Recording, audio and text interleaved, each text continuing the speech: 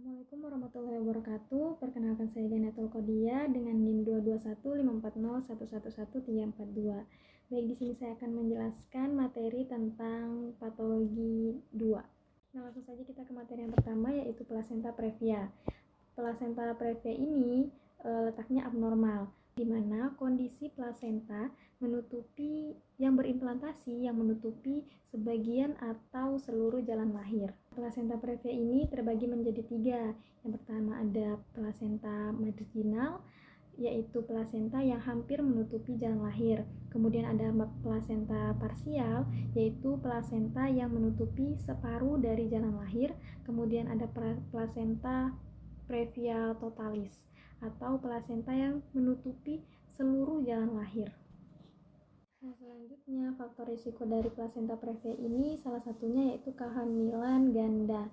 Kehamilan ganda khususnya dengan 2 janin dan 2 plasenta atau lebih membuat satu tempat telah terjadi implantasi plasenta dan yang lain akan memilih tempat yang kurang tepat untuk berimplantasi, yaitu di segmen bawah rahim.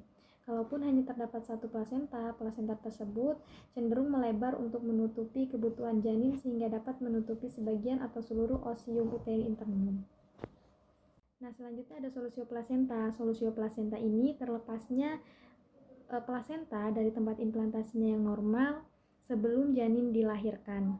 Nah, terlepasnya plasenta dapat sebagian parsialis atau bisa juga seluruh. Nah, selanjutnya ada kegawat daruratan persalinan. Yang pertama ini ada retensio plasenta, kemudian ada prolaps tali pusat. Nah, kita ke retensio plasenta. Jadi, retensio plasenta ini adalah tertahannya atau belum lahirnya plasenta selama 30 menit setelah bayi lahir. Faktor resiko dari retensio plasenta ini yang pertama ada multiparitas, ibu yang memiliki umur lebih dari 35 tahun, persalinan lama, ataupun multiparitas. Nah, selanjutnya komplikasi dari retensio plasenta ini yang pertama ada atonia uteri, ada ruptur uteri, dan juga ada inversio uteri. Nah, atonia uteri ini di mana kontraksi uterus itu tidak berkontraksi dengan baik. Keadaan lemahnya tonus atau kontraksi rahim yang menyebabkan uterus tidak mampu menutup perdarahan terbuka dari tempat implantasi plasenta setelah bayi lahir dan plasenta lahir. Nah, selanjutnya ruptur uteri, yaitu robekan dinding rahim akibat dilampauinya daya regang miometrium.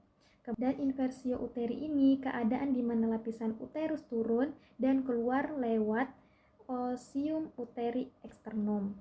Selanjutnya ada prolaps tali pusat, di mana letak tali pusat berada di samping atau di bagian terendah jalan lahir janin. Nah, etiologi dari prolaps tali pusat ini yang pertama ada presentasi yang abnormal seperti letak lintang, letak sungsang, presentasi bokong, ataupun terutama presentasi kaki. Kemudian prematur, gameli dan multiparitas, dan juga disproporsi kepala panggul ataupun ibu yang memiliki panggul sempit. Nah, selanjutnya ada persalinan lama. Persalinan lama ini adalah persalinan yang ditandai dengan kemajuan persalinan yang lambat, di mana persalinan ini tidak mengalami kemajuan pada fase laten maupun fase aktif. Faktor-faktor yang mempengaruhi partus lama meliputi malposisi dan juga malpresentasi. Malposisi atau posisi janin, hubungan antara bagian janin dengan bagian kanan, kiri, depan, lintang dari jalan lahir. Jadi posisi janin yang normal yaitu occiput anterior atau ubun-ubun kecil berada di depan. Selanjutnya ada malpresentasi. Malpresentasi ini adalah kondisi di mana bagian anatomi janin yang masuk terlebih dahulu ke pelvic inlet adalah bagian lain selain vertex. Pada kondisi normalnya, presentasi janin yang ditemukan adalah presentasi vertex ataupun bagian kepala janin yang terletak di antara fontanel anterior dan fontanel posterior. Selanjutnya, faktor-faktor yang mempengaruhi partus lama yaitu kelainan His.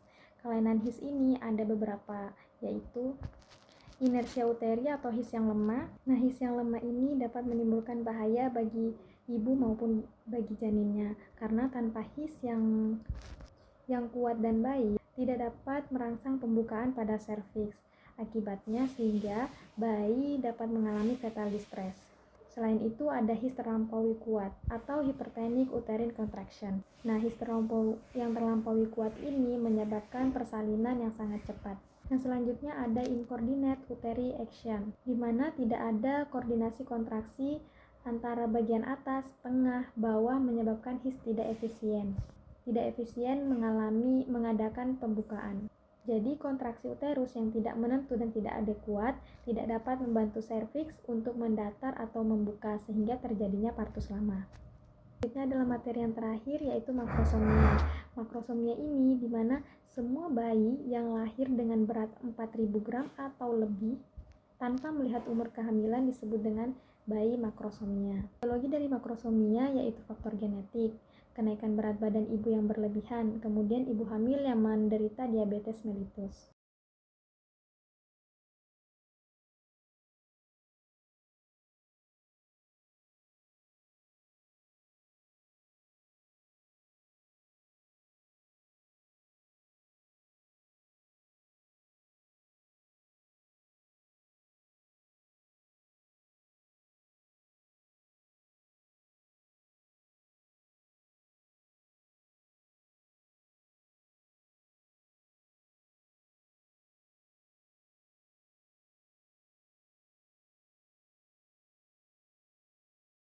Selanjutnya ada distosia bahu.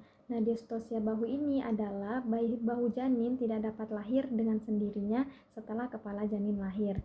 Jadi, bayi yang memiliki makrosomia ketika dia melakukan persalinan pervaginam itu mungkin akan beresiko janinnya mengalami distosia bahu karena dari berat badan yang terlalu berlebih